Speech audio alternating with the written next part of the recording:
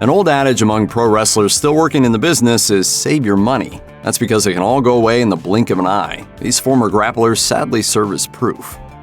While never a WWF World Champion, Jake the Snake Roberts was one of the most memorable personalities of the company's 1980s heyday. Not only did he innovate the DDT, a move that's still widely used today, but he mesmerized audiences with his low-key promo work. He also carried a giant python to the ring. It's hard to forget him.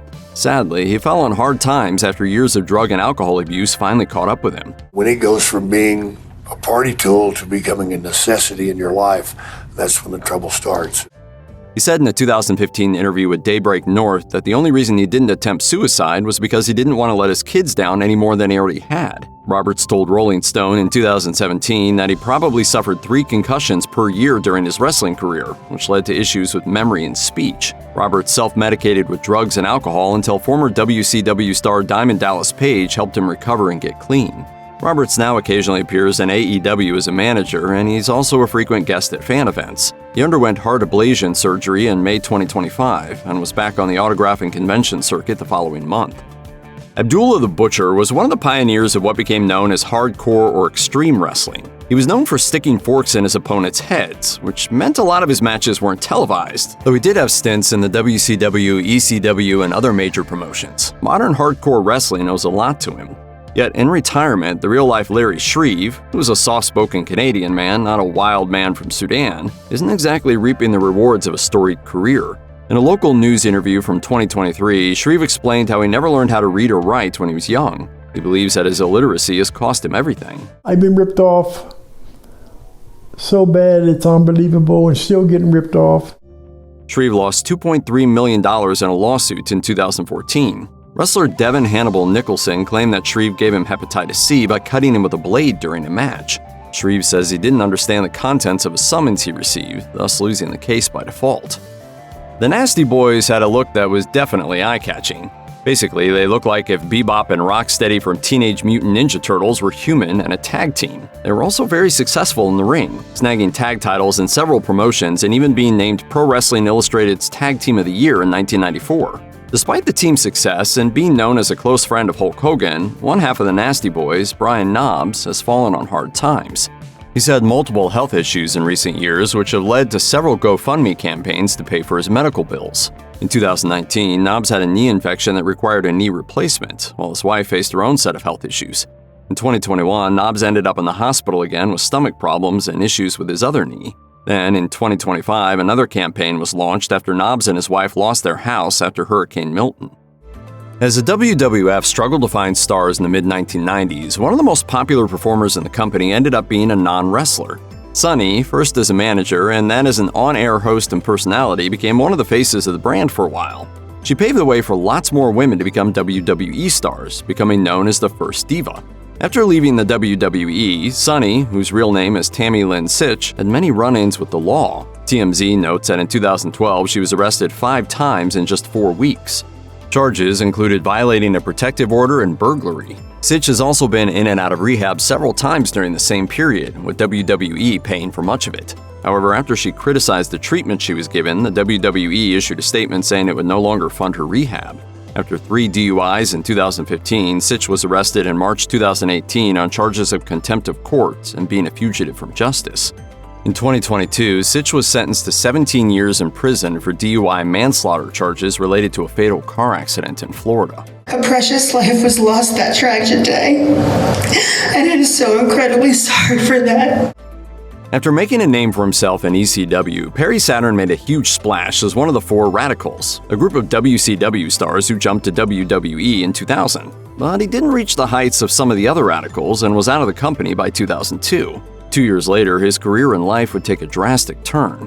In 2004, Saturn stopped an attempted assault of a woman and was shot twice, once in the neck and once in the shoulder. This led to a serious painkiller addiction and eventually homelessness. Saturn seemed to vanish from the public eye for years afterward. He didn't resurface until around 2011 when he started wrestling on the independent circuit. He then made a desperate plea for aid in 2017, letting fans know he was in such bad shape he wasn't even sure when he'd be able to eat his next meal. A week or 2, I will be homeless. I have nothing left. A GoFundMe was set up to help Saturn with medical bills. He explained on Twitter that he was suffering from a traumatic brain injury as a result of years of getting hit in the head as a wrestler. He claimed he was living in a near-constant fog with headaches and dementia-like symptoms that made it nearly impossible to work or drive. Tony Atlas is a former WWF Tag Team Champion, and he won plenty of championships and other promotions too. He's also a decorated bodybuilder and powerlifter, having won the 1987 National Powerlifting Championship. His success in wrestling came in spite of working some truly awful gimmicks, including the African warrior character Saba Simba, which stands as one of the single most racist gimmicks in WWE history. Atlas has dealt with serious financial issues for quite some time. He has shared stories of living on the streets and sleeping in parks. In an interview with the Hannibal TV, Atlas described how, after going through a divorce and paying his taxes, he had just about nothing. He was on the street for over a year and a half before someone helped get him on his feet. In 2015, an Indiegogo campaign was set up to help fund a video featuring Atlas, the proceeds of which would go to help him pay for his home, which was in danger of foreclosure. The campaign ended without meeting its goal. Atlas still wrestles occasionally on the independent circuit, so hopefully he's doing all right. Another star who got his start in ECW, Justin Credible, followed the unfortunate path of many of his peers, getting caught up in addiction. He was drinking up to a fifth of vodka a day and using heroin because it was cheaper than other opioids. In 2017, Credible posted a now-deleted video in which he ranted about his career and seemed visibly unwell. Within days, he posted a follow-up about how the WWE had gotten in touch and offered to help him in the form of a rehab program. He accepted, but by late 2017, he had relapsed again. These days, Credible is back on the wagon, hopefully for good this time. He said that even when he was working 300 days a year in his heyday, he was not even making six figures. Factoring in all the time on the road, he said he was actually losing money. Widely regarded as one of the best big men in pro wrestling during the 1980s, George Gray drew crowds to see what a man his size could do in the ring as the one-man gang. But Gray admitted on Sean Mooney's Primetime podcast that he left the WWF in 1990 because of the mounting costs of traveling on the road. Gray eventually retired due to back issues and had a heart attack in 2000. In 2016, he had more bad luck. His family home was devastated by a flood that hit Baton Rouge, Louisiana. Gray didn't have flood insurance. He told the Sporting News, "Basically everything is gone. All of my wrestling memorabilia was washed away. Things like old school posters and my boots that we didn't store in the attic because we didn't think it was ever going to flood." Gray's son set up a GoFundMe in an effort to help Gray and his wife rebuild their lives. Ultimately, the campaign raised $16,000. After some time in the ring, Dirty Dutch Mantell played the bad guy so well as a manager and commentator that most people didn't realize he actually had a positive influence backstage. He was a producer and writer for lots of promotions. Mantell and his family found their savings depleted in 2023 after both Mantell and his wife experienced health issues. According to the GoFundMe campaign started by Mantell's daughter, Amanda Moore, Mantell beat sepsis twice, but almost died each time. Meanwhile, his wife had been hospitalized 11 times. Moore added, "This places an immense financial and emotional burden on the family." Several wrestling personalities contributed to Mantell's campaign. But Tony Khan contributed $5,000. Jimmy Cornette contributed $5,000. In early 2025, Mantell experienced a urinary tract infection and went to the hospital again. He recovered and returned to his podcast. WWE fans will remember Rico Constantino for managing the tag team of Billy and Chuck in the early 2000s. Rico even got in the ring a few times himself, and fans reacted positively to his colorful character. However, Rico's time within the squared circle didn't last too long. After leaving WWE, he went into law enforcement in the mid-2000s. In September 2016, former wrestling manager Kenny Bolin posted on his Facebook page that Rico was experiencing health problems, including blood clots in his lungs. A GoFundMe campaign was set up for Rico. Chris Jericho donated $3,000, while ring announcer Lillian Garcia gave $500. Rico also took to his own Facebook account to explain his situation, revealing how he was quickly running out of funds because he was unable to work. He also thanked everyone for their donations. Rico updated his fans about his recovery journey on his GoFundMe page. In 2024, he returned to the world of pro wrestling, teaming up with MXM Collection at AEW Wrestle Dream. The height of Marty Jannetty's wrestling career came in the late 80s and early 90s as a member of the tag team The Rockers alongside Shawn Michaels. After the team broke up in 1992, Michaels went on to superstardom, while Jannetty struggled to stand out. Jannetty bounced around different promotions for the next 2 decades, occasionally returning to WWE. In 2012, Jannetty shared a since-deleted Facebook post about how he needed to have ankle surgery but couldn't afford it. Jannetty had previously criticized WWE for not helping its former talent when they needed medical assistance. By January 2024, he was still experiencing medical issues. In another now-deleted Facebook post, Jannetty revealed that his sister had passed away, and doctors had informed him that they would need to amputate his leg.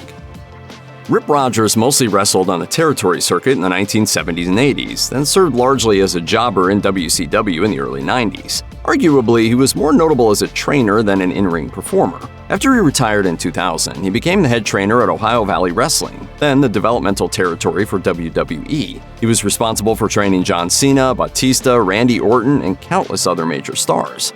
In 2017, Rogers launched a GoFundMe campaign in which he explained that he had a child on the way to college, and the wrestling industry hadn't left him in a good financial situation.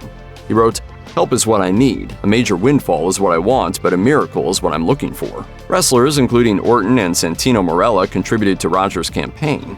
In 2024, Rogers launched another GoFundMe campaign, announcing that he required assistance for surgery for continuing issues after being hit by a car in 2003. Lots of people know about The Rock and Roman Reigns, but lots more members of the Samoan Anoa'i family have come through WWE over the years. Roman's dad was Sika of the Wild Samoans.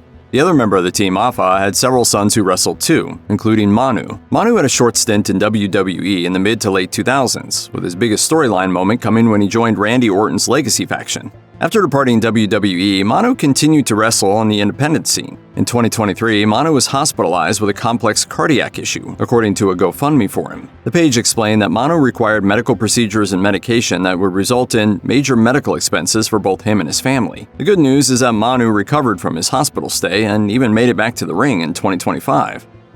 Whether you know him better as ECW and WCW's Cold Scorpio or Flash Funk from WWE, if you saw Charles Skaggs wrestle, he probably impressed with his mesmerizing 450 splash. From the mid-2000s, Skaggs started working on the independent scene. By 2024, Skaggs was working as a security guard. Cage-Side Seats reported about a now-deleted GoFundMe campaign for Skaggs' legal bills after he had reportedly stabbed a convenience store customer in self-defense.